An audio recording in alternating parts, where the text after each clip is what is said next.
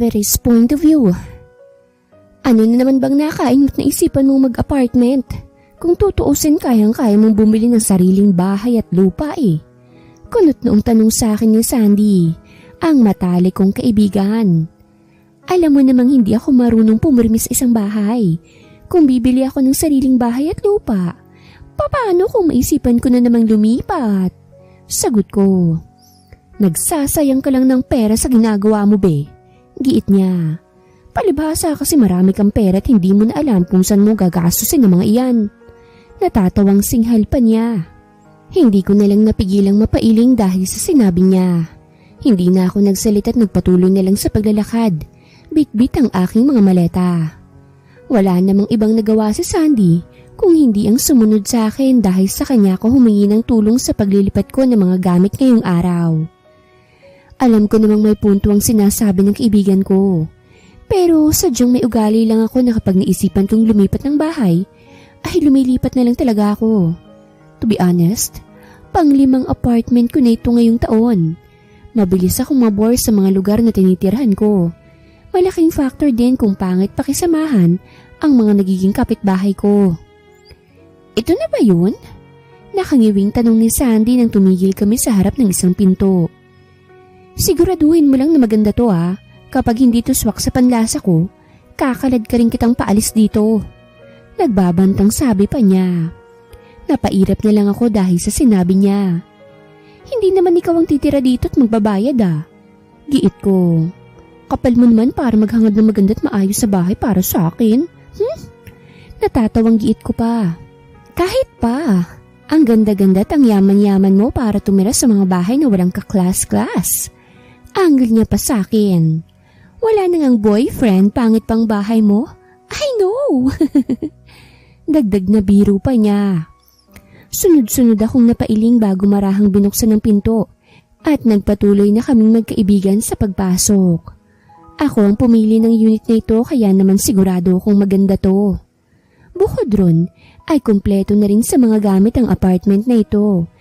Kaya naman halos mga damit ko lang ang dinala ko. So, what do you think? Nakangising tanong ko kasabay ng paglingon ko sa aking kaibigan. Pwede na. Nakasimangot na sagot niya. I told you, hindi ako basta-bastang pumipili ng titirahan ko. Natatawang saad ko bago naglakad papunta sa sofa at naupo rito. Plus, meron na itong mga gamit kaya naman wala na akong kailangang idagdag pa rito. Dagdag na sabi ko pa. Hindi ba ito masyadong malayo sa kumpanya mo? Biglang tanong ni Sandy pagkatapos ay naupo sa tabi ko. Baka naman mahirapan ka sa biyahe pagpasok sa kumpanya. Saad pa niya. Ayos lang yun, meron naman akong sariling kotse at kumpanya ko yun ano? Sagot ko. Nagkibit balikat na lang siya pagkatapos ay inirapan pa ako. Hindi ko mapigilang matawa dahil sa naging reaksyon niya. Alam ko naman kasing tutol siya sa desisyon kong ito. Pero dahil alam niya na wala siyang magagawa para magbago pa ang isip ko, kaya nagkakaganyan siya. Napagdesisyon na naming magkaibigan na magpahinga muna saglit. Dahil damit lang naman ang mga dala ko ay hindi na kami mahihirapan sa pag-ayos. Pwede na nga lang akong mag-asikaso nun mamaya eh. Bilisan mo na riyan be, nagugutom na ako. Singhal ni Sandy habang naghihintay sa labas ng apartment. Oo, ito na nga oh. Patay gutom ka talaga. Natatawang sagot ko bago dali-daling tumakbong palabas. Excuse me, ang haba kaya ng biyahe natin kanina at hindi ko man lang na-enjoy ang almusal ko. Asik niya sa akin nang makalapit ako sa kanya. Ikaw ang dapat sisihin doon dahil minadali mo ako kanina. Dagdag na sambit pa niya. Ay naku, wag ka na magreklamo okay? Kakain na tayo kaya't kumalma ka na. Nakangiwing saad ko bago nagpatuloy sa paglalakad. Dahil hindi na muling nagsalita si Sandy, ay nanahimik na lang din ako hanggang sa makasakay kami sa elevator at makarating sa first floor. Sa labas namin na pagdesisyon ng kumain dahil yun ang gusto niya. Hindi ko na binalak pang magreklamo. Hinayaan ko na lang siya sa kung anong gusto niya dahil tinulungan niya naman ako sa paghahakot ng mga gamit ko kanina. Nang makapasok sa isang restaurant, ay agad kaming naghanap ng bakanting pwesto. Hinayaan ko na rin si Sandy mag-order. Total, ay siya rin naman ang pumili sa restaurant na ito. Avery, pagtawag niya sa akin pagkatapos ay seryoso pang tumitig sa akin. Matanong ko lang ha, wala ka pa bang balak magkaroon ng boyfriend? Tanong niya. Hindi ko na itago ang gulat sa aking mukha. Sunod-sunod pa akong napaubo dahil hindi ko inaasahan ng naging tanong niya. Ha? Bakit mo naman naitanong yan? Aligagang sambit ko. Wala naman. Mabilis na sagot niya at nagkibit-balikat pa. Ang tagal na kasi nating magkaibigan pero hindi pa kita nakikitang nakipag-date man lang o nagkaroon ng boyfriend. Dagdag na sabi pa niya. Huminga ako ng malalim pagkatapos ay diretsyong tumingin sa kanya. Alam mo namang abala ako sa kumpanya, hindi ba? Wala na akong oras para sa ganyan. Sagot ko. O sige, ikaw ang bahala. Basta't wag kang iiyak sa harap ko kapag tumanda kang dalaga, ha? Natatawang pangaasar pa niya. Wag ka ring maiinggit kapag kinasal na ako. Dagdag na singhal pa niya. Napangiwi naman ako dahil sa sinabi niya. Sino naman ang nagsabi sa'yo na ikakasal ka, Aber? Kung tatanda akong dalaga, tatanda ka ring dalaga, no? Giit ko. I know, bahala ka sa buhay mo kung ayaw mo magkaroon ng boylet. Sooner or later, maghahanap na rin ako ng aking Prince Charming. Sambit niya. Magsasalita pa sana ako ngunit bigla na lang dumating ang waiter. Dala ang mga in-order ni Sandy. Nagsimula na rin kaming kumain agad at nang matapos ay agad ring umalis. Habang pabalik sa apartment ay nagpaalam na si Sandy na uuwi na kaya naman hinayaan ko na lang siya. Hindi ko maitatangging masaya ako ngayon sa apartment na napili ko. Hindi man to katulad ng mga nauna kong tinirahan ay batid kong mas tahimik naman dito kumpara sa mga iyon. Kapapasok ko pa lamang sa elevator nang mapansin kong isang lalaking nakatunganga sa labas. Sasakay ka ba o hindi? Kunot noong tanong ko ngunit wala akong nakuhang sagot. Excuse me, kung hindi ka sasakay umalis ka na riyan. Biglang singhal ko pa. Pinagmasdan ko pang maigi ang lalaki at napagtanto ko na lamang kung saan siya nakatitig. Bumaba ang tingin ko sa dibdib ko at nakumpirma ko ang ito ang pinagmamasdan niya. Bastos! Malakas na sigaw ko. Saka pa lamang nabalik sa ulirat ang lalaki bago dali-daling pumasok sa loob ng elevator. Hindi na ako mapakali sa kinatatayuan ko dahil kaming dalawa lamang ang nasa loob. Binalak ko pang lumabas ngunit sakto naman na nagsarado ng pintuan. Miss, biglang tawag sa akin ng lalaki. Marahan ko siyang nilingon. Bakas pa rin ang inis sa mukha ko dahil sa ginawa niya kanina. Ano? Mataray na sambit ko. Ang laki ng dibdib mo ah. Pinagawa mo ba yan? Seryosong tanong niya at mababakas ang pagkamangha sa kanyang mukha. Mabilis na nag-init ang dugo ko dahil sa sinabi niya. Kasunod noon ay ang pamumula ng mukha ko at ang mahigpit na pagkuyom ko ng aking mga kamao. Anong sinabi mo? Galit na singhal ko. Bastos ka talagang lalaki ka, no? Malakas na sigaw ko pa. Bigla na lang natawa ang lalaki dahilan para saglit akong matigilan. Hindi ko mapigilang mapatitig sa mukha niya. At aaminin kong gwapo siya kapag nakangiti. Huwag kang magalit, miss. Tinatanong ko lang naman kung pinagawa mo yung dibdib mo kasi ngayon lang ako nakakita ng ganyan kalaki. Biglang sambit niya. Mas lalong uminit ang ulo ko dahil inulit niya pa ang sinabi niya. Sasampalin ko na sana siya dahil sa labis na galit. Ngunit mabilis niya lang nahuli ang kamay ko. Sunod-sunod akong napakurap upang mapagtantong malapit ang mukha niya sa mukha ko. Lumayo ka nga sa aking bastos ka! Inis na sigaw ko pagkatapos ay puwersahang binawi ang kamay ko mula sa pagkakahawak niya. Ang ganda-ganda ng araw ko, ikaw palang sisira. Dagdag na angil ko pa. Narinig ko naman ang pagtawa niya na mas lalong nagpairita sa akin. Sunod-sunod akong huminga ng malalim para ikalma ang aking sarili at hindi ko na rin pinansin ang lalaking nasa tabi ko. Halos mamatay na siya kakatawa pero dahil bumukas ang pinto ng elevator ay dali-dali na rin akong lumabas. Hindi pa ako nakalalayo ay naisipan kong huminto sa paglalakad at marahang lingunin ng lalaki. For your information, hindi ko pinagawang dibdib ko. Natural to. Bastos. Naguhumirintadong singhal ko bago padabog na nagpatuloy sa paglalakad paalis. Hindi ko alam kung anong pumasok sa isip ng lalaking yun para isipin yung pinagawa kong dibdib ko. Ngayon lang to nangyari sa akin at aaminin kong hindi ko matanggap. Natural ang katawan ko. Hindi ko nakasalanan kung ngayon lang siya nakakita ng ganito. Pabagsak kong isinarang pinto nang makapasok ako sa apartment. Dumiretso ako sa sofa at agad na upo pagkatapos ay nagpakawala ng sunod-sunod na buntong hininga. Ano yun? Kapag malaki pinagawa na agad? Hindi makapaniwalang singhal ko sa aking sarili. Adik ba siya o sadyang bastos lang talaga? Dagdag na giit ko pa. Nananalaytay sa katawan ko ang matinding galit dahil sa sinabi ng lalaking yun. Nagpapasalamat siya. Magpasalamat siya dahil nasa katinuan pa ako kanina at pinagbigyan siya. Huwag na wag lang siyang magpapakita sa akin ulit dahil hindi ko na siya palalampasin pa. Jordan's point of view.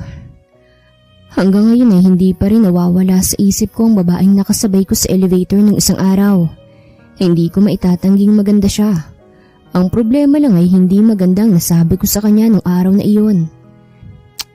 Hindi ko naman sinasadya eh. Biglang singhal ko sa aking sarili. Naguluhan lang ako kasi ang laki talaga ng dibdib niya. Nakangusong sabi ko pa. Hindi ko na napigilan ang aking pagtawa nang maalala ko mukha ng babae matapos kong itanong sa kanya kung pinagawa niya ba ang dibdib niya.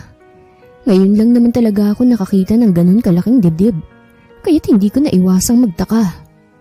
Hoy pare, ba't nakangisi ka riyan na parang asong ulol? Biglang tanong ni Daniel na hindi ko napansing pumasok na sa opisina ko. Huwag mong sabihin sa akin may ginawa ka na namang kalokohan ha? Pang-aasar na sabi pa niya. Sira, may naalala lang ako. Giit ko bago nag-iwas ng tingin. Huwag ka nang tumanggi pre. Matagal na tayo magkaibigan kaya't alam ko na kapag nagsisinungaling ka. Seryosong sambit pa niya. Napangiwi na lang ako bago umayos ng upo at itinuon ang atensyon ko sa aking laptop. Hindi ko na pinansin ang kaibigan ko dahil alam ko naman na wala siyang magandang sasabihin kung hindi ang pang-aasar lang. Sa hindi malamang dahilan ay bigla ko namang naalala ang mukha ng babae sa elevator. Ni hindi ko man lang naitanong ang pangalan niya pero nakakasigurado akong magkikita pa kaming muli. Pre, handa ka na ba para sa business meeting niyo? Biglang tanong ni Daniel na nakaupo na sa harapan ko. Marahan akong tumingin sa kanya. Sa tingin ko naman ay handa na. Ilang linggo na kami nag-aasikaso para dyan eh. Sagot ko. Alam mo bang nandun si Miss Gonzaga? Hindi mapakaling tanong niya. Mabilis na nangunot ang noo ko nang makitang kakaibang excitement sa mukha ng aking kaibigan. Bukod ron ay hindi ko maiwasang magtaka kung sinong tinutukoy niya. Dahil ngayon ko lang narinig ang pangalan na iyon. Huh? Nagtatakang tanong ko. Hindi mo ba kilala si Miss Gonzaga? Hindi makapaniwalang bulalas niya. Isa siya sa pinakamayamang businesswoman sa bansa. Kung papalarin ka sa meeting niyo, baka isa siya sa maging partner ng kumpanya mo. Dagdag na sambit pa niya. Saglit akong natahimik at napaisip. Hindi ko talaga kilalang tinutukoy niya. Pero kung kilala at matagumpay siyang businesswoman, ay magiging maganda nga kung makukuha namin ang loob niya at magiging partner ng kumpanya ko. Hindi naman ako naghahangad ng marami o mga kilalang ka-business partner. Ang mahalaga lang sa akin, magkaroon kahit maliit na business pa lang sila. Seryosong sagot ko. Trust me, pre. Gugustuhin mong makapartner si Miss Gonzaga. Nakangising sabi niya. Bukod sa mayaman ang babaeng yun, maganda at sexy pa. Gwapo ka naman at matinik sa mga babae. Kaya't hindi ka mahihirapang mapaibig yun. Dagdag na sabi pa niya. Mariin akong napailing. Kahit kailan puro kalokohan pa rin ang alam mo. Trabahong ipupunta ko sa business meeting na yun. Hindi pambababae. Singhal ko sa kanya. Tinawanan lang ako ni Daniel pagkatapos ay tumayo. Bahagya pa siyang kumaway bago naglakad palabas ng opisina ko. Sunod-sunod akong napabuntong hininga nang tuluyan na siyang makaalis. Aaminin kong nagulat ako sa sinabi niya pero hindi ko maitatangging napukaw ang interes ko sa babaeng tinutukoy niya.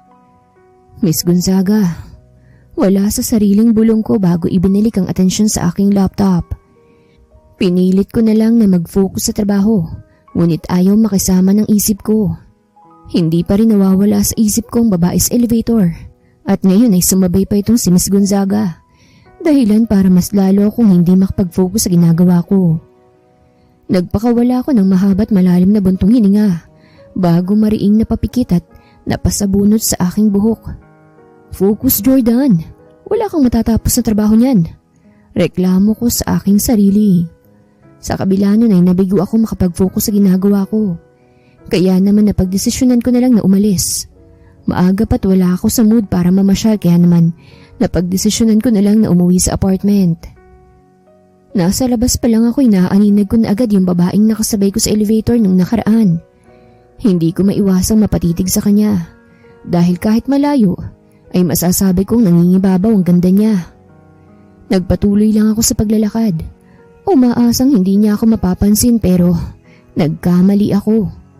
Mabilis na nagbagong itsura niya nang makita niya ako pagkatapos ay inirapan pa ako.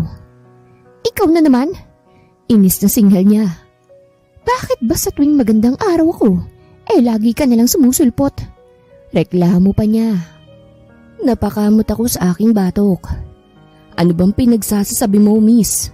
Pangalawang beses pa lang naman nating nagkita. Sambit ko habang pilit pinipigilan ng aking tawa. Huwag mong sabihin pati sa panaginip mo ako pa rin ang nakikita mo. Nangaasar na sabi ko pa. Ang kapal naman ng mukha mo para mag-assume. Kung mapapanaginipan kita, bangungot na ang tawag doon. Singhal niya. Dahil nakita na naman kita ngayon, nasira na naman tuloy yung araw ko. Dagdag na giit pa niya. Bakit? Hindi ka ba sanay na nakakakita ng gwapong katulad ko? Nangaasar na tanong ko pa. Excuse me? Kilabutan ka nga sa mga sinasabi mo. Nandidiring sigaw niya pagkatapos ay bahagya pang lumayo sa akin. At sino namang nagsabing gwapo ka, aber? Mataray na tanong niya pa. Most of the girls. Nakangising sagot ko. Sabi rin yun ng mama ko noon. Halata rin naman kasi sa mukha ko kaya hindi ko na itatanggi pa. Mayabang na sabi ko pa. Well, hindi ako kasali sa mga yan. Saad niya pa bago naglakad pa alis. Sinungaling yung mama mo. Pinagagaan lang nun ang loob mo para hindi ka masaktan sa katotohanan. Giit pa niya. Saglit pa akong napatitig sa kanya bago ko naisipang sumunod. Sa pagkakataong to ay magkakasabay na naman kami sa elevator at hindi pa man ako nakasasakay ay hindi na maipinta ang mukha niya. Subukan mong magsalita, sasampalin ko yung bibig mo. Nagbabantang sabi niya at sinamaan pa ako ng tingin. Walang magandang lumalabas dyan sa bibig mo. Huwag mo nang dagdagan ng pagkasira ng araw ko. Reklamo pa niya. Hindi ko mapigilang matawa. Sa hindi maipaliwanag na dahilan ay kakaibang sayang nararamdaman ko sa tuwing makikita kong inis na inis siya sa akin. Parang nawawala lahat ng pagod ko dahil sa mukha niya. Paano kung... Hindi ka ba marunong umintindi? Putol niya sa sasabihin ko. Tagalog na ang pagkakasabi ko parang hindi mo pa nauunawaan. Singhal pa niya. Impit akong natawa bago humarap sa kanya. Hindi lang ako sumusunod sa utos ng katulad mo. Sambit ko. At anong gusto mong palabasin, ha? Mataray na tanong niya. Na hindi ang isang katulad mo ang makakapagpasunod sa akin. Nakangising sagot ko bago marahang naglakad palapit sa kanya. Na hindi ako sumusunod sa utos ng babae. Seryosong sabi ko pa. Kitang-kita ko ang sunod-sunod niyang paglunok at ang kaba na mabilis bumalot sa kanyang mukha. Nagpalingalinga pa siya ng tingin pero dahil kaming dalawa lang nasa loob ng elevator, ay malaya akong gawin kung anumang gusto kong gawin. Wag kang lalapit! Nagbabantang sambit niya. Isusumbong kita! Dagdag na sabi pa niya. Mas lalo lang akong natawa. Now tell me. Nagpatuloy ako sa paglapit sa kanya hanggang sa mapasandal na siya sa pader. Ginamit ko naman yung pagkakataon para iharang ang dalawa kong kamay sa magkabila niyang gilid. Pinagawa mo rin ba yung puwet mo? Pagpapatuloy ko sa aking sinasabi.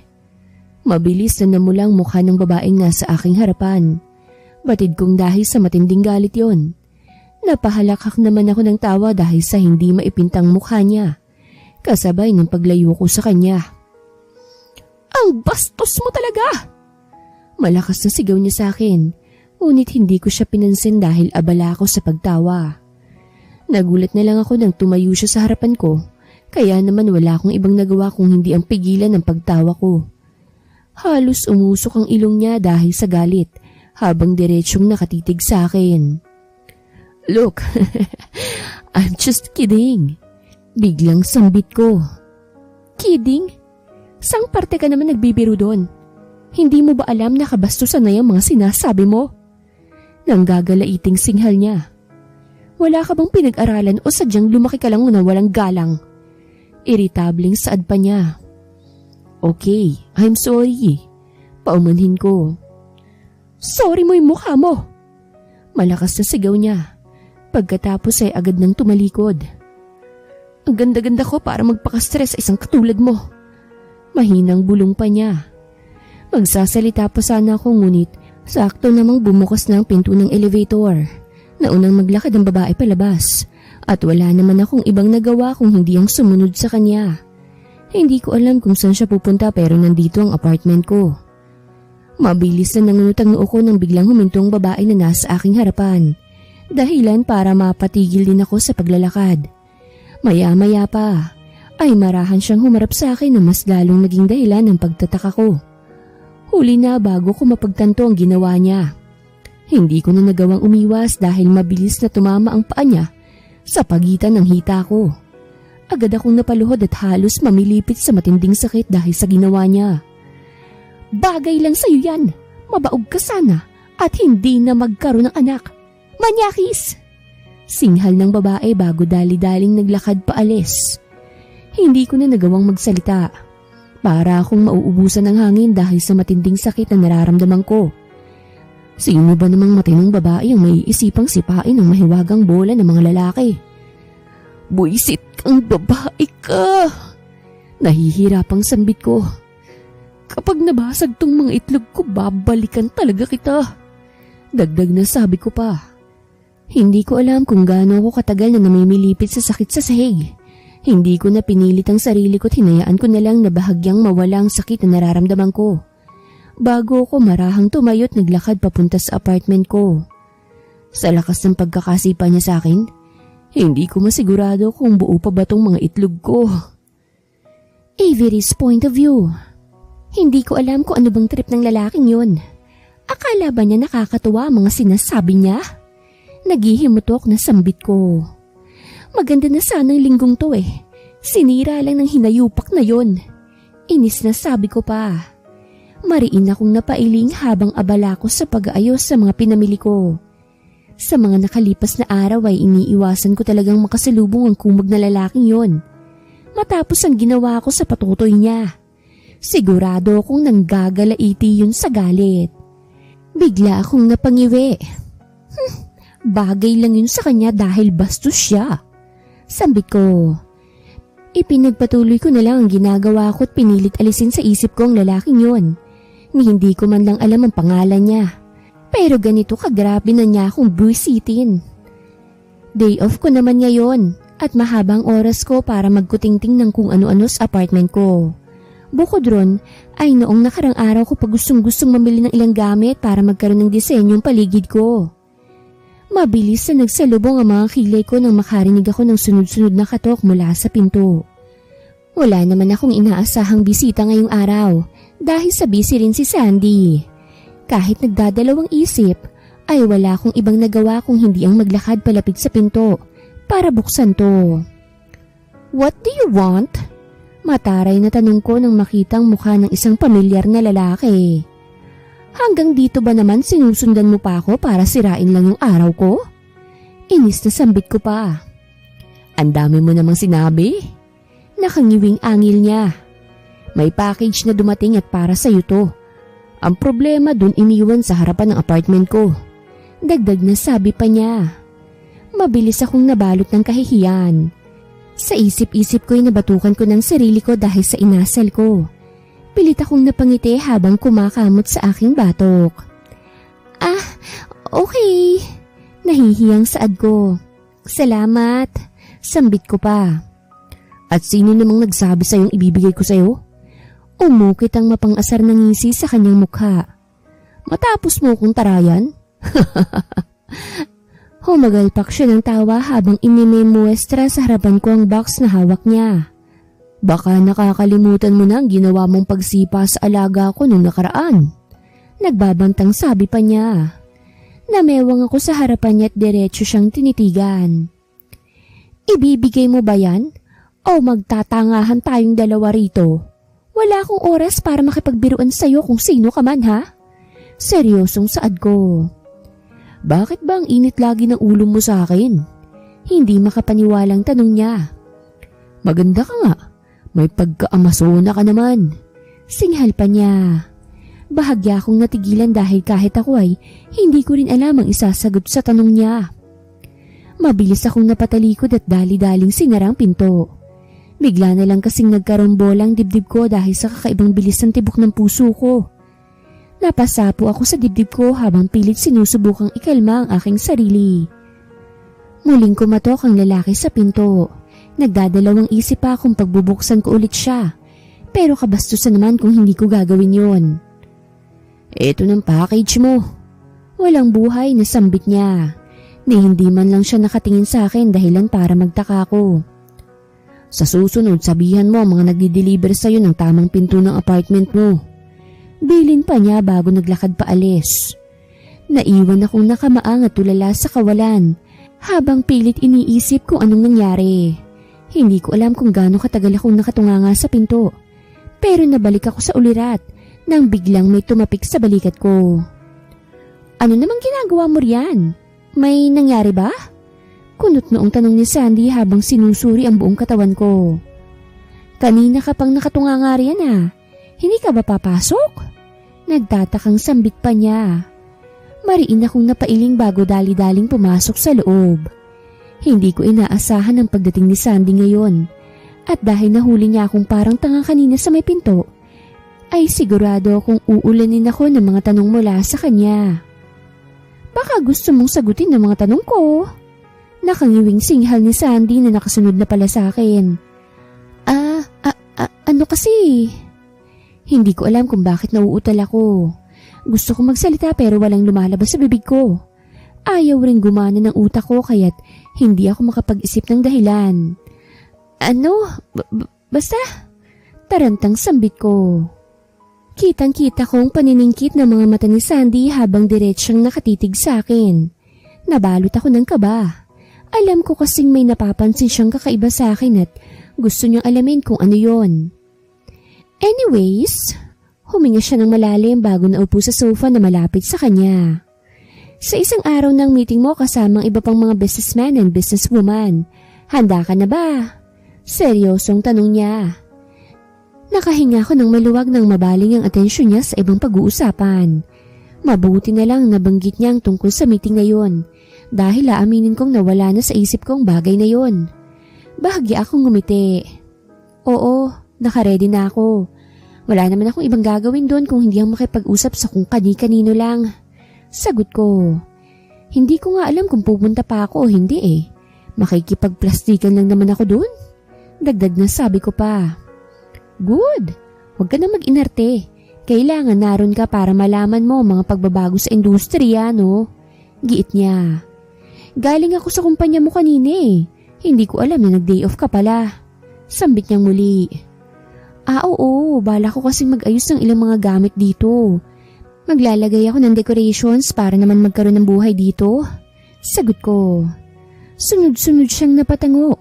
Huminga pa siya ng malalim bago tintigan akong maigi. Now tell me, sino yung lalaki sa kabilang apartment na kausap mo kanina? Nakangising sambit niya. Bahagya akong napaatras sa kanya dahil sa gulat. Ang buong akala ko'y nakaligtas na ako sa pag-uusisa niya. Mukhang nagkamali ako.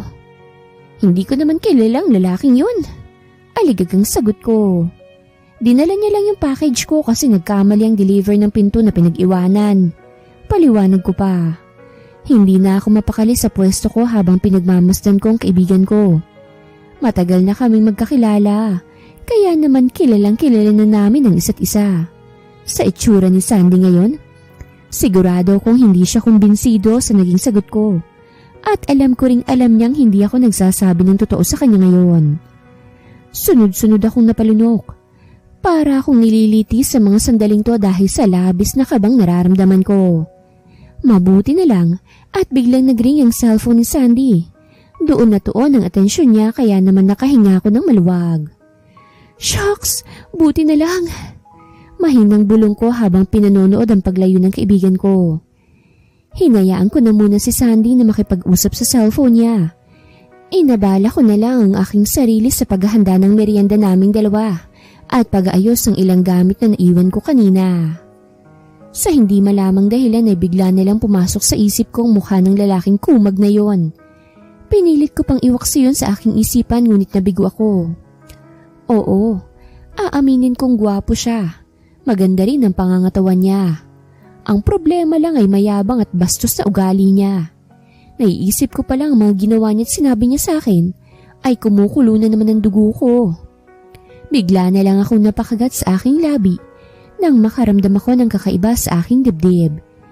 Hindi naman ako mangmang pagdating sa pag-ibig, pero itong nararamdaman ko ngayon ay hindi ko maipaliwanag.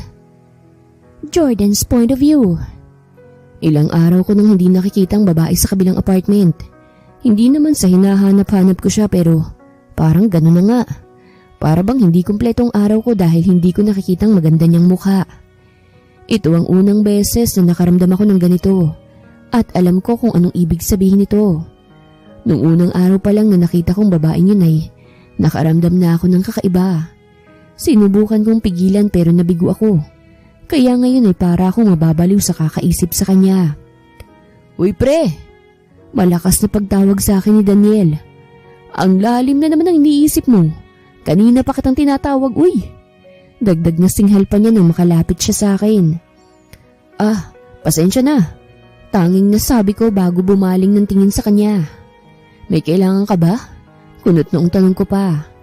Itatanong ko lang kung handa ka na ba para mamayang gabi. Saan niya? Bahagya akong tumango. Maaga nga akong uuwi mamaya para makapag-ayos ako ng aking sarili. Sagot ko.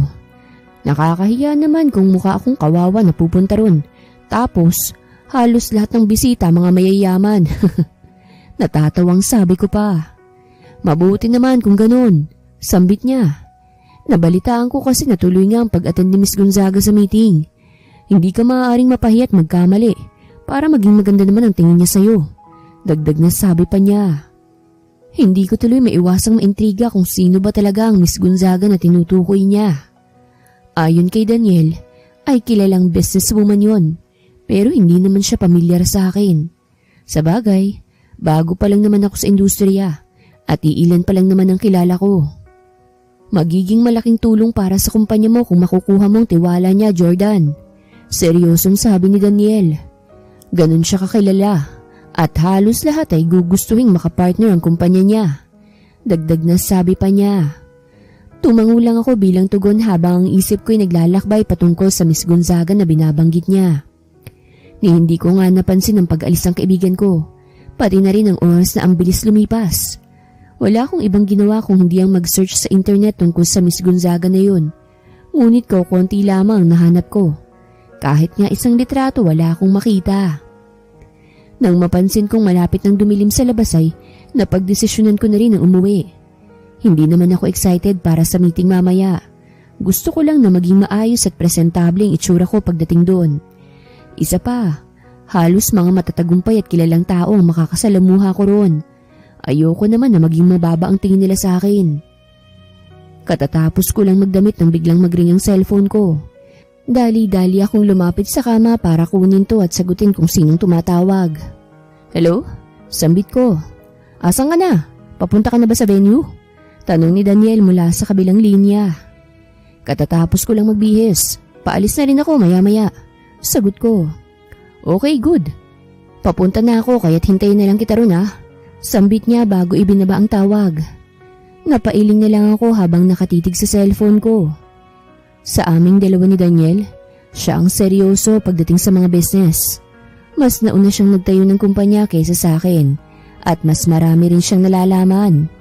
Nagpapasalamat nga ako dahil naging kaibigan ko siya.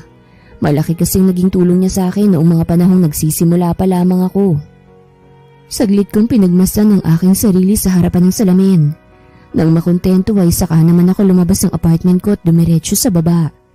Hindi ko na rin nakikita ang babae sa kabilang apartment, pero hindi ko na muna yung pinagtuunan ng pansin. Mahalaga ang gabing to kaya't kailangan kong mag-focus. Hindi na ako nagsayang ng oras at nang makasakay sa kotse ko ay mabilis din akong nagmaneho papunta sa venue ng meeting.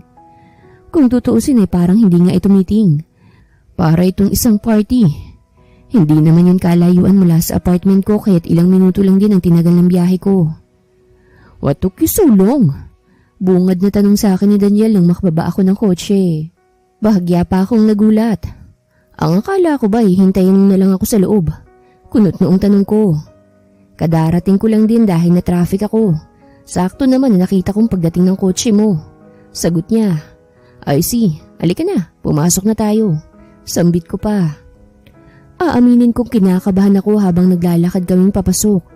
Ito ang unang beses na makaka-attend ako sa ganito. Bukod ron, ay ngayon ko lang din makakaharap ang mga kilala at matagumpay na mga personalidad. Parang isang malaking kasiraan kung magkakamali ka sa harap nila. Kaya naman hindi ko maiwasang makaramdam ng takot. Huwag kang kabahan, pre. Nakangiting sambit ni Daniel. Hindi ko mapigilan eh. Wala sa sariling sagot ko. Halos dumagundong ng dibdib ko nang tuluyan na kaming makapasok sa venue. Agad na sumalubong sa amin ang maraming bisita sa paligid. Hindi ko maiwasang mamangha sa ganda ng ayos ng bawat sulok ng venue. Para bang isang party talaga. Isa-isa ko pang pinagmasdan ng mga bisitang naroroon. Ang ilan ay nakikilala ko mga mukha at ang ilan naman ay ngayon ko pa lamang nakita. Ang tingin ko'y natuon sa isang babaeng hindi kalayuan sa akin. Sa kabila ng distansya namin sa isa't isa, ay kilalang kilala ko ang mukha niya at hindi ako maaaring magkamali. Mabilis akong nabalot ng pagtataka at gulat dahil hindi ko inaasahang makikita siya rito. Ano pre, ayos ka lang ba? Nagtatakang sita sa akin ni Daniel. Para ka namang nakakita ng multor yan. Dagdag na singhal pa niya. Sunod-sunod akong napakurap kasabay ng aking pag-iling. Muli akong tumitig sa pwesto ng babaeng ilang araw ko nang inaasam-asam makita. Sino bang tinitignan mo? Kunot noong tanong muli ni Daniel. Bumaling siya ng tingin sa direksyon kung saan ako nakatingin. Oh, si Miss Gonzaga yun ah. Biglang sambit niya. Naging mabagal ang pagtingin ko sa kanya. Ano? Wala sa sariling tanong ko. Parang nabingi ako dahil sa sinabi niya. Si Miss Gonzaga, yung babaeng tinititigan mo. Di ba ang ganda niya at ang sexy? Nakangising saad niya. Binalik kong tingin ko sa babae. Maya-maya'y napasampal na lang ako sa noo ko pagkatapos ay sunod-sunod na napabuntong hininga. Naguguluhan namang napatitig sa akin ang kaibigan ko. Sabihin mo sa akin nagbibiro ka lang. Wala sa sariling sambit ko. O bakit? May problema ba? Nag-uusisang tanong ni Daniel. Kilala mo ba siya? Sambit pa niya. Muling pumasok sa isip ko ang mga araw na nagkita kami ni Miss Gonzaga. Pati na rin ang mga sinabi ko sa kanya. Nang mga sandaling to ay gusto ko na lang magpalamon sa lupa dahil sa labis na kahihiyang nararamdaman ko. Ni hindi ko nga magawang maigalaw ang katawan ko dahil hindi ko alam kung anong dapat kong gawin. Avery's point of view. Hindi ko lubos akalain na ganitong karami ang mga dadalos sa meeting ngayong gabi. Habang tinitingnan ko nga ang bawat bisita sa paligid, ay hindi ko maiwasang mamangha. Mas lalo kasing dumamay ang mga tao ngayon kumpara sa meeting nung nakaraan. Ang tingin ko'y natuon sa isang pamilyar na lalaki. Hindi man lang sumagi sa isip ko na makikita ko siya rito. Pero eto siya ngayon at nakatitig rin sa akin. Naningkit ang mga mata ko't sinuri siyang maigi.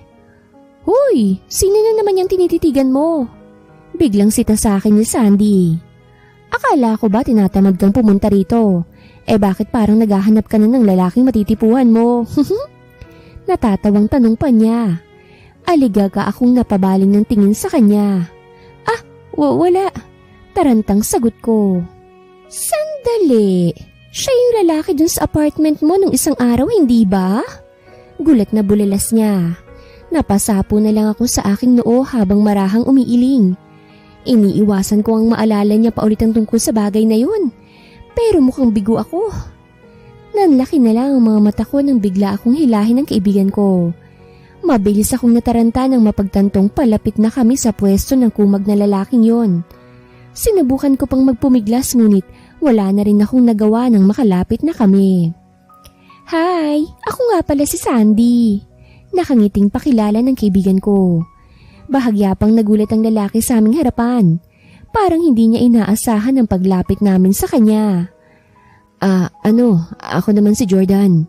Hindi mapakaling pakilala niya. Sa tagal niyang sinisira ang araw ko, ngayon ko palang nalaman ang pangalan niya. Hindi ko mapigilang mapatitig sa kanya. Mabuti na lang at ang tingin niya ay nakatuon kay Sandy dahilan para malaya ko siyang mapagmasdan. Ito naman ang kaibigan kong si Avery. Biglang sambit ni Sandy.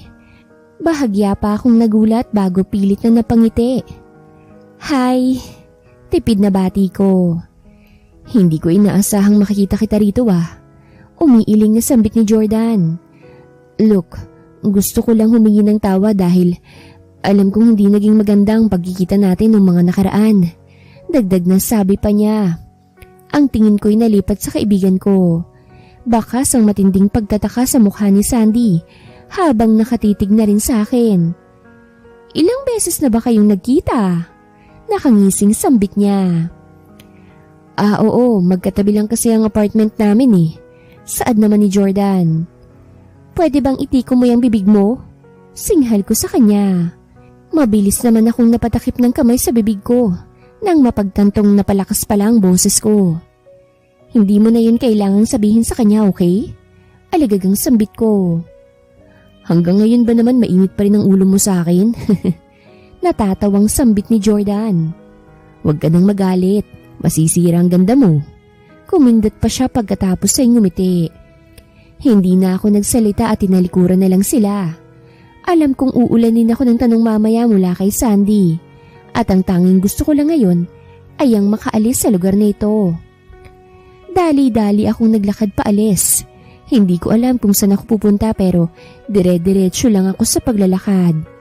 Naririnig ko pang pagtawag nila sa akin pero hindi ko sila pinansin. Wala akong pakialam kung magsimula na ang meeting. Maya-maya na lang ako babalik kapag naikalma ko na ang sarili ko.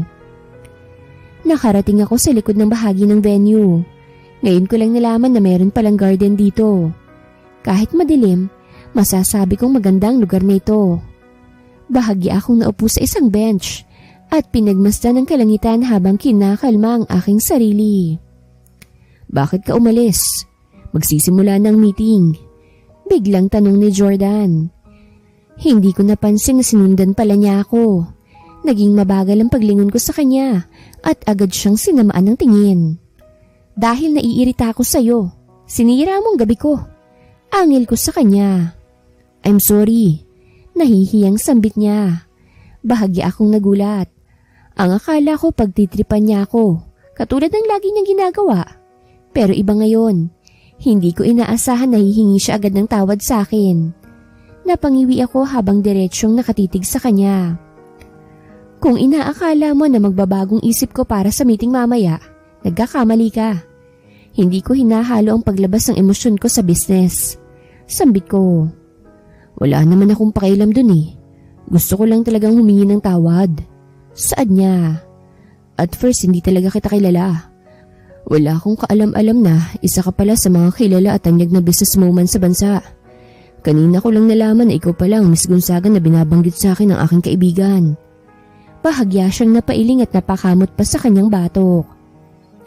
Alam ko namang hindi naging maganda ang bawat pagtatagpo natin At humihingi ako ng tawad para doon. Sana hindi pa huli ang lahat. Dagdag na sabi pa niya. Sa ilang beses naming pagkikita ay ngayon ko pa lang siya nakitang ganito kaseryoso. Hindi ko alam kung bakit nararamdaman ko na naman to ngayon habang kaharap ko siya.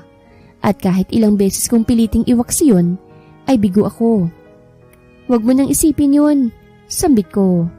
Mag-focus ka na lang sa meeting. Sambit ko pa.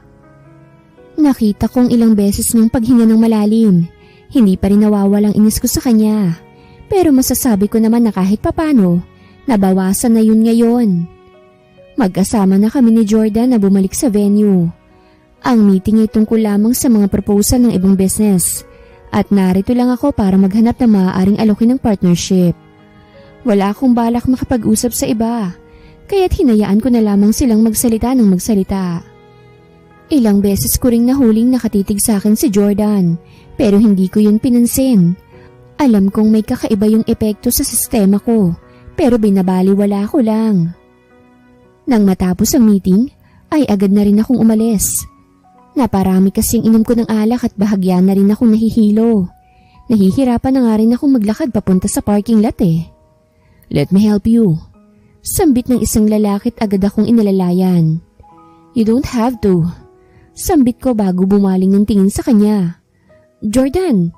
Gulat na sambit ko pa. Ayos lang. Bahagya siyang ngumiti. Magkatabi lang naman ang apartment natin. Kaya't mas makakabuti kung sasabay ka na sa aking umuwi. Dagdag na sabi pa niya. Saglit akong natahimik. Hindi ko alam kung tatanggi pa ba ako o hindi. Alam ko naman kasing akong mahihirapan sa pagmamaneho pa uwi. At baka madisgrasya pa ako kapag nagkataon. Okay. Tanging nasabi ko. Napakagat ako sa pang-ibaba kong labi nang makita kong pagngiti ni Jordan. Hindi ko alam kung epekto lang to ng alak o sadyang may kakaiba akong nararamdaman ng mga sandaling to. Hinayaan ko na lang si Jordan na alalayan ako sa paglalakad hanggang sa makarating kami sa kotse niya. Hindi na ako nag-abalang magpaalam pa kay Sandy dahil kanina pa naman siyang nakaalis. Nanatili akong tahimik habang si Jordan naman ay nakatuon na ang atensyon sa pagmamaneho. Jordan's point of view. Buong meeting ay nakatuon ang tingin ko kay Avery. Hindi ko alam kung bakit hindi ko magawang alisin sa kanya ang mga mata ko. Parang takot na takot akong kumurap dahil baka bigla siyang maglaho sa pwesto niya. Ngayong katabi ko siya sa kotse ko at nananatiling tahimik ay halos magwala ang puso ko dahil sa sobrang tibok nito. Hindi naman ako uminom ng alak kanina pero parang init na init ako. Palihim din akong bumabaling ng tingin kay Avery dahil alam kong marami siyang nainom kanina. We're here. Biglang sambit ko matapos kong magpark ng kotse. Mag-iingat ka sa paglalakad, okay? Bilin ko pa sa kasama ko. Dali-daling bumaba si Avery. Ni hindi man lang siya nag-abalang magsalita o balingan ako ng tingin. Napailing na lang ako habang nakasunod sa kanya. Pilit ko pang pinipigilan ng pagtawa ko dahil sa paggewang-gewang niyang paglalakad. Careful! Saad ko nang muntik na siyang matumba. Mabuti na lang at naalalayan ko kagad siya. Bitawan mo nga ako! Singhal niya. Kaya ko ang sarili ko. Utal-utal nagiit pa niya. Sa kabila nun ay nananatili akong nakaalalay sa kanya. Wala rin naman kasi siyang ginawa para palayuin ako. Nang makapasok kami sa gusali ng apartment namin, ay agad kaming dumiretso sa elevator. Mabuti na lang at kukunti ang tao at iilan lang nakakita sa amin. Sino ba kasing nagsabing uminom ka ng marami? Bigla ang tanong ko. Tignan mo tuloy ang nangyari sa'yo. Sermon ko pa sa kanya. Nanay, bakit ha? Bakit sinesermonan mo ko? Singhal niya. Nagulat na lang ako nang bigla niya akong lingunin. Mabuti na lang at may distansya pa sa pagitan naming dalawa. Kung di ay sigurado akong naglapat na rin ang aming mga labi. Hindi ko magawang kumilos. Tanging ang paglaban sa mga titig niyang nagagawa ko. Sunod-sunod pa akong napalunok dahil sa kakaibang kabang nararamdaman ko. Hindi ba't gusto mong malaman kung pinagawa ko ang dibdib ko? Biglang tanong ni Avery. Nakaukit ang nangaakit ng ngisi sa kanyang mga labi. Bahagya akong napamaang. Nagulat dahil sa naging tanong niya. Lasing ka na. Manahimik ka na lang dyan hanggang sa maihatid kita sa apartment mo. Saad ko. Nanlaki naman ang mga mata ko nang bigla niyang hawakan ng dalawa kong kamay. Walang pag-aalinlangan niya yung ipinatong sa dibdib niya. Kakaibang init ang dumaloy sa katawan ko nang maramdaman ko ang malambot at malalaki niyang hinaharap. Ano bang ginagawa mo? Hindi mapakaling tanong ko. Sinubukan ko pang bawiin ang kamay ko ngunit nabigo ako. Avery, don't do this. Nawawala sa sariling sambit ko pa. I know you want it. Mas lalong lumawak ang ngisi niya. This is your chance, Mr. Jordan. Makahulog ang bulong pa niya. Hindi ko na nagawang magsalita. Ang mga tingin ko'y natuon sa namumungay niyang mga mata. Sunod-sunod akong napalunok nang bumaba ang tingin ko sa kanyang mapupulang labi. Bigla ko na lang napagtanto na nakahawak pa rin ang dalawang kamay ko sa dibdib niya. Kaya naman bahagya akong napalayo sa kanya. Ang buong akala ko'y may gagawin pa siyang kung ano. Mabuti na lang at bumukas ng elevator kaya naman dali-dali ko siyang hinila palabas. Wala akong balak pagsamantalahan ng isang katulad niya. Hindi ako ganong klase ng lalaki. Huwag ka ngang magmadali, Jordan. Biglang sita sa akin ni Avery. Parang kanina lang ay nahihirapan tong magsalita dahil sa kalasingan na. Bakit parang ngayon ay hindi na? Hindi ko siya pinansin at mas binilisan ko pang paglalakad hanggang makarating kami sa tapat ng apartment niya. Get inside. Utos ko. What? Nagkukunwari pa siya na parang hindi niya narinig ang sinabi ko. Avery, pumasok ka na sa loob. Ilang beses akong huminga ng malalim. Baka hindi ko mapigilan ang sarili ko. Mahinang bulong ko pa. Mabilis nanlaki ang mga mata ko nang bigla niya akong hilahin papasok. Ang mga mata ko'y nakatuon lang sa kanya, ni hindi ko magawang kumurap. Mas lalo ring bumilis ang tibok ng puso ko, kasabay ng kakaibang init na dumadaloy sa katawan ko. I don't care, Jordan. Nakangising sambit niya. Bahagya akong napamaang nang marahan siyang maglakad palapit sa akin. All I wanted is to have you. Mapang-akit na saad pa niya. Sinubukan ko pa siyang itulak pero nagmatigas siya. Naging dahilan din yun para dumula sa mga kamay ko. Mula sa mga balikat niya ay napunta sa dibdib niya. Napakagat ako sa pang-ibaba kong labi nang makitang naging reaksyon ni Avery. Naging mabigat at mabagal ang aking bawat paghinga. Pinipilit kontrolin ng aking sarili. Sa isang iglap ay sinunggaban niya ako ng halik. Saglit pa akong natulala. Pero nang maramdaman ko ang mga kamay niya sa katawan ko ay bigla akong nabuhayan. Tumugon na ako sa mga halik niya. Parang hayok na hayok at sabik na sabik. You'll regret tempting me this much. Nagbabantang sambit ko. Wala pa akong bagay na pinagsisihan sa buhay ko, Jordan. Nakangising saad niya. Mas lalo akong ginanahan dahil sa sinabi niya. Hindi ko na nga namalayan kung paano kami nakarating sa kwarto niya.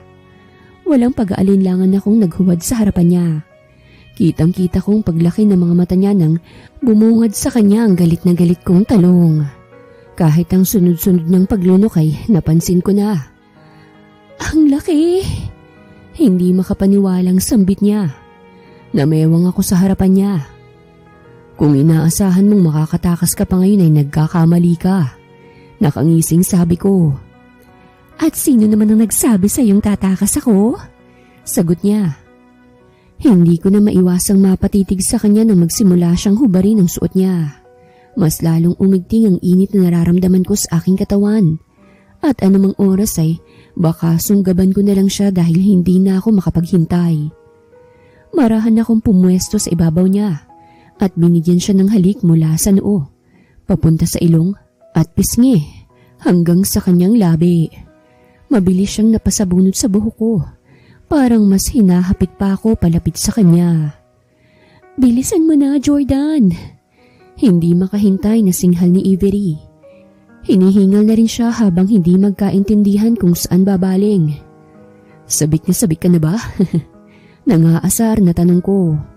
Diretso siyang tumitig sa akin at seryoso ang kanyang mukha. Bigla tuloy akong kinabahan habang pinagmamasdan siya. Hindi mo ko kailangang bitinin ng ganito, Jordan. Singhal niya. Kaya kong kumilos. Dagdag na sabi pa niya. Sa isang iglap ay siya nang nasa ibabaw ko. Mariin akong napapikit dahil sa ginawa niya. At nang magmulat ako ay siya nang gumagalaw sa ibabaw ko. Unti-unti na ring lumalakas ang ingay na ginagawa niya. Ngayon lang ako may nakasamang ganitong babae. Hindi ko maipagkakailang ang wild pala niya.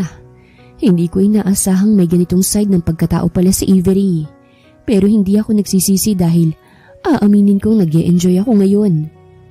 Hayaan mong ako naman ang kumilos. Biglang sambit ko nang mapansin kong hinihingal na ulit siya.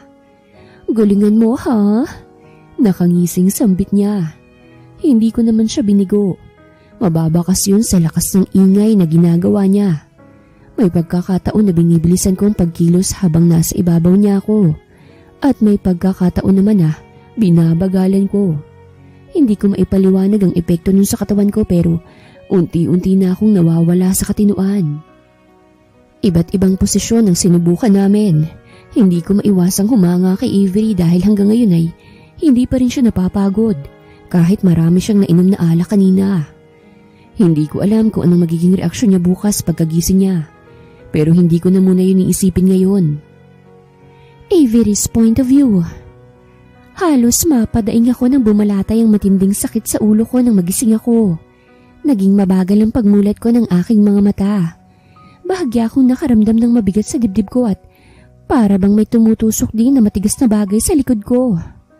Bahagya akong kinusot ang mga mata ko. Pagkatapos ay binalak na bumangon sa kama. Ngunit nabigo ako. Agad akong napatingin sa dibdib ko at mabilis nanlaki ang mga mata ko nang makitang isang kamay na nakayakap sa akin. What the heck?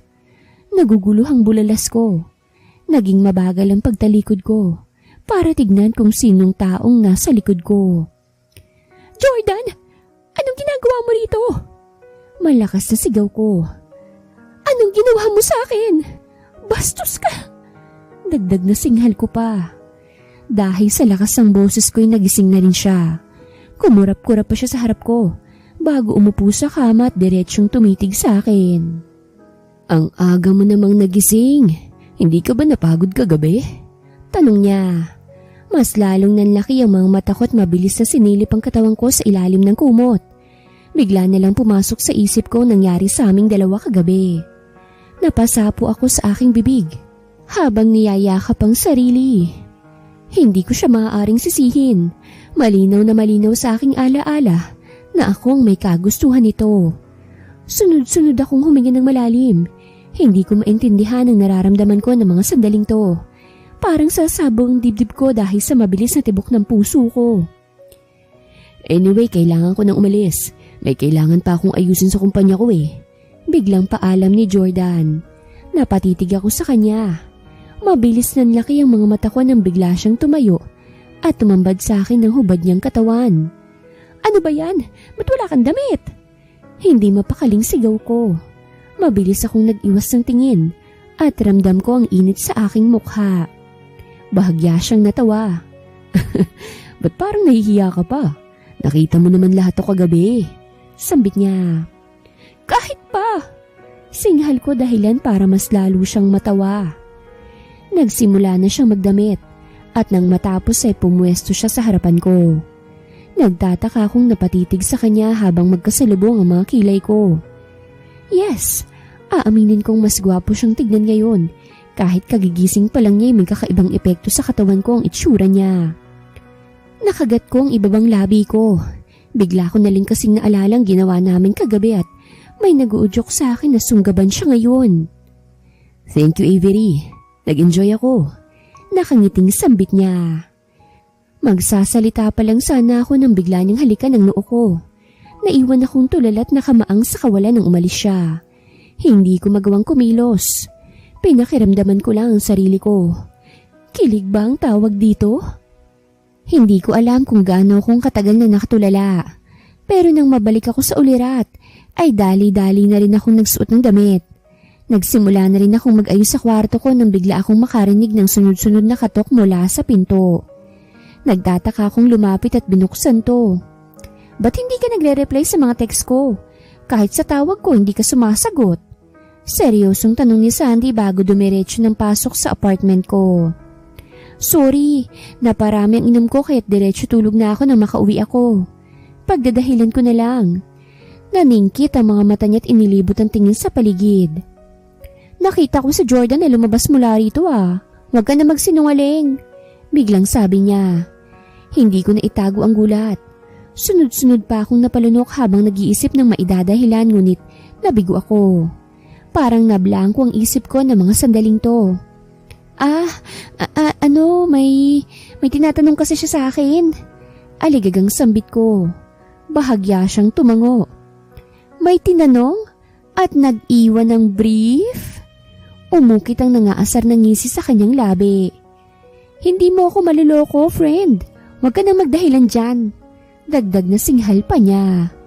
Napasapong na lang ako sa noo ko nang makita ko ang brief ni Jordan na naiwan sa sahig. Bahagya pa akong napailing dahil sa labis na kahihiyan. Kung pwede lang ako magpalamon sa lupa ngayon ay ginawa ko na. So, tell me, anong namamagitan sa inyong dalawa? Pag-uusisang tanong ni Sandy. Namamagitan? Oo, wala no. Tarantang sagot ko. Ano yun? May nangyari lang sa inyo pero walang namamagitan sa inyo? Kunot noong tanong niya. Umamin ka nga sa akin? May gusto ka ba sa kanya? Seryosong tanong pa niya. Hindi ako nakasagot dahil kahit ako'y hindi ko alam ang sagot sa tanong niya. Nang magkakilala kami ni Jordan, ay wala akong ibang maramdaman kung hindi inis at galit dahil sa mga pangaasar niya. Pero hindi ko rin naman maitatanggi na meron akong kakaibang nararamdaman, lalo na kagabi habang magkasiping kaming dalawa. Hindi ko alam, tanging nasabi ko. Confirmed! Biglang sambit ni Sandy. Pumalakpak pa siya habang diretsyong nakatitig sa akin. Nabinyagang ka na sa unang pagkakataon. Ito rin ang unang pagkakataon na may lalaking nagpatibok sa puso mo. Dagdag na sabi pa niya. Paladesisyon ka. Hindi ko pa nga alam kung anong nararamdaman ko eh. Singhal ko. The fact na confused ka ngayon, ibig sabihin lang yan ay may something sa puso mo. Giit niya. Siguro tinatanggi mo lang o kaya naman binabaliwala mo lang. Dagdag na sabi pa niya. Sunod-sunod akong napabuntong hininga. Oo, ngayon lang may nagpatibok sa puso ko at hindi ko lubos akalain na si Jordan pa yon. Samantalang wala namang ibang ginawang kumag na lalaking yun kung hindi ang bastusin ako. Girl, gwapo at anghat ang isang yun. Sigurado akong maraming babaeng nagkakandara pa para mapansin nun. Kung ako sa'yo, pag-iisipan ko na agad ng mabuti kung ano bang nararamdaman ko para sa kanya bago pa mahuli ang lahat. Seryosong saad ni Sandy. Napaisip ako dahil sa sinabi niya. Dahil totoo naman ang mga iyon. Pero kahit ako, hindi ko rin maintindihan ang nararamdaman ko. Ni hindi ko nga rin alam kung may gusto nga ba siya sa akin o wala. Paano kung hindi naman pala niya ako gusto? Wala sa sariling tanong ko. Hindi mo malalaman ang sagot dyan kung hindi mo siya makakausap. Sagot niya. Huminga ako ng malalim pagkatapos ay napasabunot pa sa aking buhok. Nang mga sandaling yun ay desidido na ako. Tanggap ko na ang nararamdaman ko para kay Jordan at handa na ako para alamin ang nararamdaman niya. Wala akong balak na magpakatanga sa pag-ibig. Gusto ko lang malaman agad kung may gusto rin ba siya sa akin o wala. Kailangan ko siyang makausap. Seryosong sambit ko. That's my girl! Saad ng kaibigan ko para palaksin ang loob ko. Mabilis ang naging pagkilos ko at naligo agad ako. Sinigurado ko ring magiging maayos ang itsura ko dahil ayoko namang magbukang dugyot sa harapan niya. Nang makontento ako sa aking itsura, ay agad na rin akong umalis. Ang sabi ni Jordan ay may aasikasuhin siya sa kanyang kumpanya, kaya naman dun agad ako dumiretso. Kapapasok ko pa lang sa gusali ay mabilis ko nang naagaw ang atensyon ng mga empleyado ron. Hi Miss Gonzaga, ano pong kailangan nyo? Nakangiting salubong sa akin ng isang babae sa front desk. Nandito ba si Jordan? Kailangan ko lang siya makausap. Sagot ko. Yes po. This way, miss. Saad ng babae bago iginiyang daan papunta sa elevator. Sinamahan din ako ng babae hanggang sa mismong harap ng opisina ni Jordan. Saglit pa akong nanatili sa labas. Ilang beses pang huminga ng malalim para ikalma ang aking sarili. Pagkatapos ay 3 beses kumatok sa pinto. Come in. Malakas na sigaw ni Jordan mula sa loob. Hindi na ako nagsayang ng oras at agad nang pumasok. Bakas ang gulat sa mukha niya nang makita ko bago dali-daling napatayo. Avery! Hindi makapaniwalang sambit niya. Anong ginagawa mo rito? Nagtatakang tanong pa niya. Nagpakawala muna ako ng isang malalim na buntong hininga bago nagpatuloy sa paglalakad palapit sa kanya. Hindi ko inaalis ang tingin ko sa kanya at kitang-kita ko ang sunod-sunod niyang paglunok. Bahagya akong napailing nang maalala ko na naman ang walang saprit niyang katawan. Parang gusto ko siyang hubaran ngayon mismo. I came here to talk to you. Sambit ko. Huminto ako sa mismong harapan niya. Wala na akong dapat sayanging oras kaya't kailangan ko maging prangka. Sabihin mo nga sa akin, Jordan. Diretso akong tumitig sa kanya at bahagya pang naningkit ang aking mga mata. May gusto ka ba sa akin? Tanong ko. Hindi niya naitago ang pagkagulat. Bahagya pa siyang napamaang. Pero nang mapansin niya ang pagiging seryoso ko ay umayos na rin siya. Ilang beses pa siyang umubo at napakamot sa kanyang batok. Yes. Tipid na sagot niya. Nagulat na lang ako nang bigla siyang lumapit sa akin. Hinawakan ng bewang ko at hinapit ako para mas lalo kaming magkalapit. Gustong gusto kita. Nakangiting sabi pa niya. Yun pa lang ang sinasabi niya ay halos magkarambola ng dibdib ko dahil sa pagwawala ng puso ko. Naka-air ko naman sa opisina niya pero matinding init ang bumabalot sa buong katawan ko. Nananatili pa rin nakangiti si Jordan at diretsyong nakatitig sa akin. Unang beses pa lang kitang nakita. Sigurado na akong may kakaiba akong naramdaman para sa'yo. Kaya nga ako nagpapapansin sa'yo sa tuwing magkukrus sa mga landas natin. Natatawang kwento niya. Hindi ko alam kung anong ginawa mo sa akin para magustuhan kita agad. Pero nangyari na lang eh. Sa unang pagkakataon, may babaeng nagpatibok sa puso ko. At ikaw yun. Dagdag na sabi pa niya. Hindi mo ko kailangang bulahin, Jordan. Hindi mapakaling sambit ko. Hindi kita binobola. Totoo lahat ng sinasabi ko. Giit niya. Ngayon ko lang ito naramdaman, Avery. At ikaw ang nagparamdam sa akin ito. Sambit pa niya. Hindi ko napigilang mapangiti. Parang may kung anong kumikiliti sa dibdib ko dahil sa mga sinasabi niya. Gusto rin kita. Wala sa sariling sambit ko. Alam ko. Nakangising saad niya. Sa mga tingin mo pa lang sa akin, alam ko na agad. Dagdag na sabi pa niya. Ang yabang mo naman. Natatawang singhal ko. Nagulat na lang ako nang bigla niya akong yakapin ng mahigpit. Iba to sa mga naunang yakap niya sa akin nung gabing magkasiping kami. Sa pagkakataong to, mas ramdam ko ang pagmamahal sa kanyang mga yakap. Mariin akong napapikit. Ninamnam ang init ng kanyang mga bisig. Ngayon ko lang ito naramdaman at hindi ko maitatangging masaya ako sa mga oras na ito. Alam mo bang ikaw lang ang lalaking nagpatibok sa puso ko? Biglang tanong ko. Hindi ko nga alam na magugustuhan pala kita eh. Wala ka namang kasing ibang ginawa nun kung hindi sirain ang araw ko at ang pangbabastos mo sa akin. Dagdag na reklamo ko pa. Bigla siyang natawa. At least, napatunayan kong hindi fake ang dibdib mo, di ba? Giit niya. Mabilis akong lumayo sa kanya at sinamaan siya ng tingin. Hindi siya nagpatinag at nagpatuloy lang sa pagtawa. Sa susunod hindi mo na ito mahahawakan. Nagbabantang sambit ko.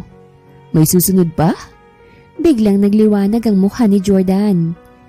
Kahit naman sabihin mo yan ngayon ay hindi mo pa rin ako mapipigilan. Natatawang sabi pa niya. Napairap na lang ako. Muli na naman niya akong niyakap.